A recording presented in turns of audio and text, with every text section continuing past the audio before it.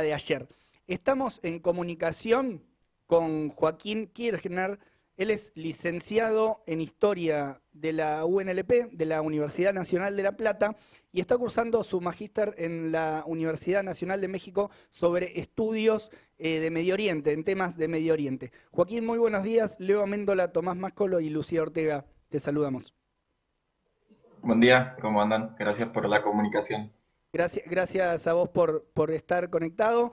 Bueno, ahí repasábamos un poco en la introducción el alcance de las movilizaciones de ayer, la huelga general que se vivió en Palestina, viéndolo desde el punto de vista, si se quiere, más histórico. ¿Qué impresión tenés de esta respuesta que está llevando adelante una parte del pueblo palestino contra los ataques de Israel? Bueno, muy bien, la caracterización que haces es muy acertada, y creo que en clave histórica hay que pensar dos cuestiones. En primer lugar, ¿de dónde viene esta forma de manifestación, de organización de la huelga? Y por otro lado, ¿a qué se enfrentan y cuáles son las principales demandas, ¿no? Principalmente teniendo en cuenta la situación de ocupación. Digo, el desarrollo de esta manifestación, de una organización de una huelga nacional e internacional que ha tenido solidaridad en distintas partes del mundo, viene como coletazo de una transformación en el ejercicio de la política que viene por lo menos desde el 2011, ¿no? En el contexto de las primaveras árabes, en Palestina se da el desarrollo de un movimiento político que excedía las organizaciones políticas más tradicionales, como bien mencionabas, que tenía que ver con el gobierno de Fatah a la cabeza de la Autoridad Nacional Palestina y de la Organización para la Liberación de Palestina, la OLP, la ANP, y que por otro lado también está Hamas con su gobierno en la Franja de Gaza. Entonces, estos movimientos parten de este descontento, ¿no? Ante la imposibilidad de estas organizaciones de dar una solución a la situación de los palestinos. En el 2011 salen a la calle distintos movimientos con mucha presencia de los sectores juveniles, de los movimientos de las mujeres, de las organizaciones a partir de los sectores por asociación, sindicatos y demás, eh, que intentan dar un vuelco a la situación política en Palestina. Se pedía, y todavía se pide, la unificación del movimiento nacional y se pide, por supuesto, el fin de la ocupación, ¿no? Entre tantas otras demandas. Creo que lo que ocurrió ayer tiene que ver con ese proceso y ese cambio en el ejercicio de la política, ¿no? Que también viene de una tradición de organización de las intifadas, ¿no? Como levantamientos populares. Y por otro lado está la clave histórica de entender a qué se enfrentan, que es el sistema de ocupación, que no es algo que surge ahora. Digo, el conflicto en Israel y Palestina hoy en día está en boga y es un tema tratado en los medios de comunicación a nivel internacional, pero la mayoría de los análisis se lo lleva esta expresión de la violencia del lanzamiento de misiles, ¿no? Tanto por parte del Estado de Israel como de las organizaciones armadas dentro del movimiento de Hamas, pero que merece, creo que, un análisis más complejo, ¿no? Porque en sí lo que ocurrieron en las últimas semanas, además del lanzamiento de misiles, lo que operó a nivel de conflicto tiene que ver con el desarrollo de manifestaciones en Cisjordania, en Gaza, en contra de este sistema de ocupación a nivel general. Eh, Bueno, vos ahí, te aprovecho y te interrumpo, vos ahí en tu trabajo académico, la tesina, entiendo, desarrollás el lugar que tiene también la Nakba en la historia del pueblo palestino, ¿no? ¿Cómo la podrías definir brevemente? ¿Qué lugar ocupa también en la tradición palestina la Nakba? Muy bien. La Nakba es un concepto en árabe que podemos traducir como catástrofe. Es un concepto que hace referencia a un proceso de limpieza étnica que se dio en 1948. ¿Qué quiere decir? Es el año donde se desarrolla la guerra árabe-israelí, en la cual, bueno, para la historia nacional israelí significa la guerra de independencia y la creación del Estado de Israel. Para los palestinos es una catástrofe porque es el proceso de expulsión de una gran parte de la población palestina que vivía en ese territorio, y que aproximadamente entre 700 y 800 mil personas pasan a vivir en condición de refugiados, ¿no? Son expulsados de esas tierras, con la consecuencia de que se les impide posteriormente, una vez creado el Estado de Israel, el retorno a sus hogares, ¿no? Eso está en boga porque es en ese momento, a partir de ese proceso, que se funda esta situación de despojo y de opresión sobre la población palestina, que igualmente la situación actual no es la misma que la de 48, no hay una línea tan directa para entender estos antecedentes. Sí hay momentos históricos que ayudan a entender un poco más la actualidad de esa situación. En la brevedad de esta comunicación, Ujú. podemos hacer foco en el proceso de 1967, donde se produce la Guerra de los Seis Días, también otra guerra árabe-israelí, donde Israel se lleva una victoria abrumadora y tiene una avanzada territorial militar sobre, además de la península del Sinaí en Egipto, en el norte, en los altos del Golán. Es el momento de ocupación de lo que hoy se entiende por los territorios ocupados de Palestina, que son Cisjordania y la Franja de Gaza, y también se anexiona Jerusalén Este, ¿no? Que es una de las claves para entender el desarrollo del conflicto en las últimas semanas, porque pasan a tener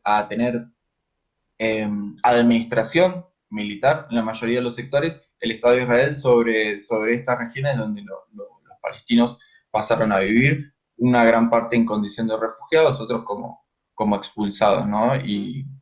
Y reacomodados en la región. Claro. Bueno, a la luz de esto que esta última parte donde Jerusalén Este, como parte de las últimas avanzadas del Estado de Israel ahí en la región, creo que toma también más valor lo que charlábamos al principio de la huelga también, ¿no? La huelga general que se expresó ahí en territorios de Jerusalén Este. ¿Tom? En los medios de comunicación circula la idea de que la población palestina es como ciudadana de segunda o de tercera. ¿Cómo se expresa esa desigualdad y en la vida cotidiana? ¿Tenés idea? Sí, muy bien. La situación de los palestinos es compleja, no es en todas las regiones se da de la misma manera, ¿no? Hay una parte de la población israelí que es árabe y que tiene la ciudadanía israelí y aún así son considerados ciudadanos de segunda, también son blanco del ejercicio de los discursos del odio en esa vida cotidiana. En el caso de los territorios ocupados, los palestinos que viven en Franja de Gaza, en Cisjordania sobre todo, eh, tienen esta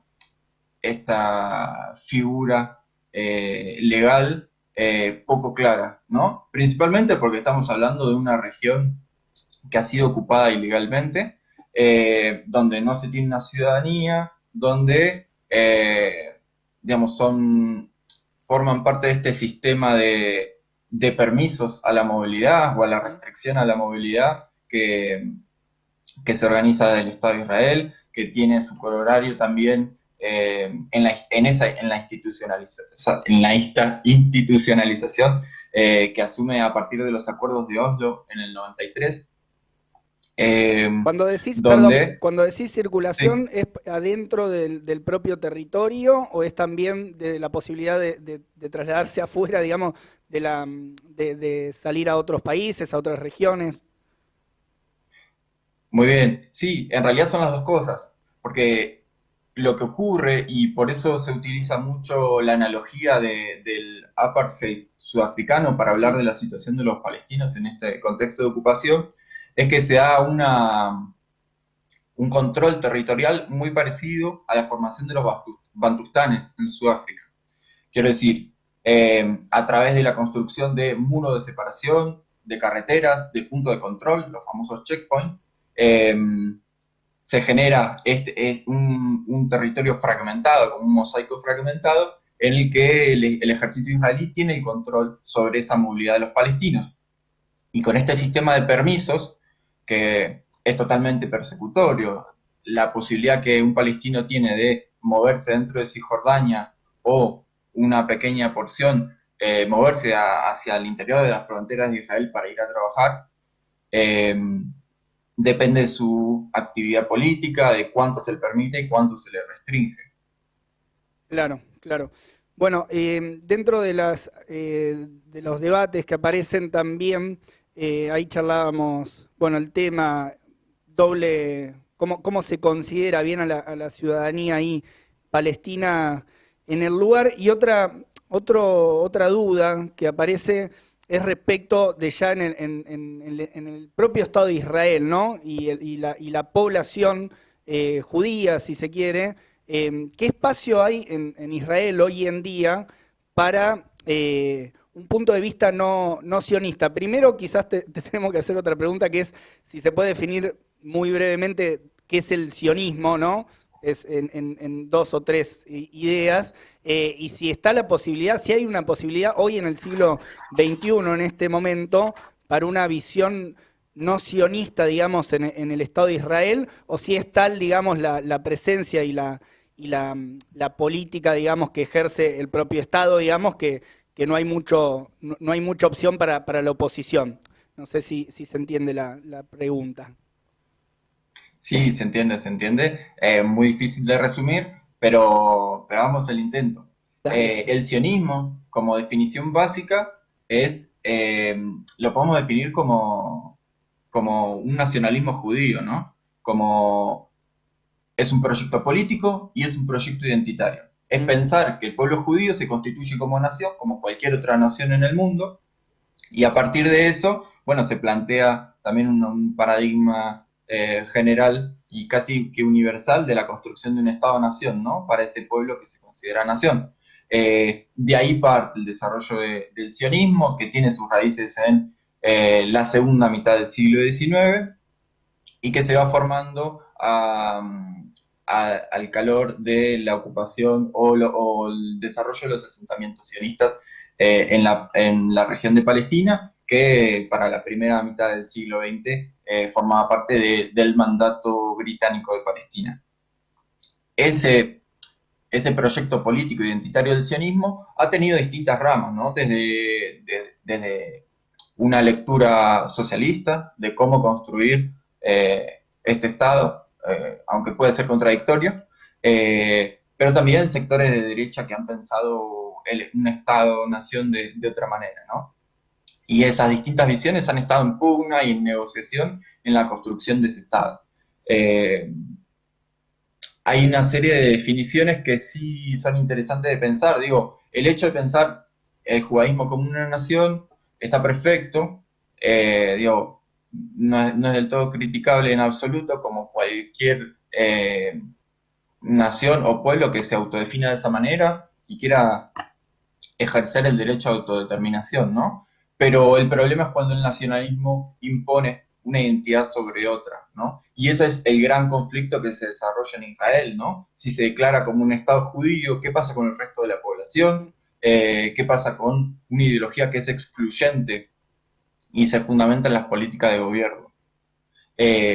Al día de hoy resulta cada vez más difícil, sobre todo de los sectores israelíes, pensar en esa situación de transformación. De hecho, la mayoría de las salidas que se han intentado dar como en las últimas décadas tiene que ver con el paradigma de la separación y la construcción de dos estados, ¿no? Y ese es el paradigma de los procesos de Oslo y los procesos de paz de los 90 hasta la actualidad, que han quedado truncos, pero tienen que ver un poco, en mi opinión, con los límites que tienen pensar una solución al conflicto con la construcción de dos estados para dos pueblos, ¿no? Claro.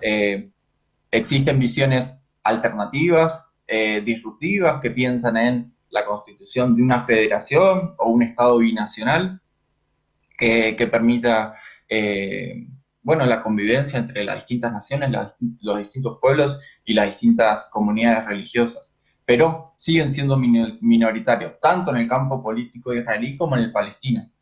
Claro, claro. Y de hecho estos límites que comentabas de los intentos, ¿no? Acuerdo de Oslo, fundamentalmente como el que más repercusión ha tenido y el que más se comenta, que también los límites de ese proceso se está expresando hoy o repercute hoy en las movilizaciones y en estas expresiones de otro tipo de resistencia, ¿no? También ante los ataques de Israel y ante la situación crítica que estamos viviendo. Joaquín, para ir terminando ya, te hacemos una pregunta más. ¿En qué estás trabajando el último tiempo? O sea, porque vos te especializás también en estudios más en general, ¿no? Sobre Medio Oriente. ¿En qué estás trabajando, investigando?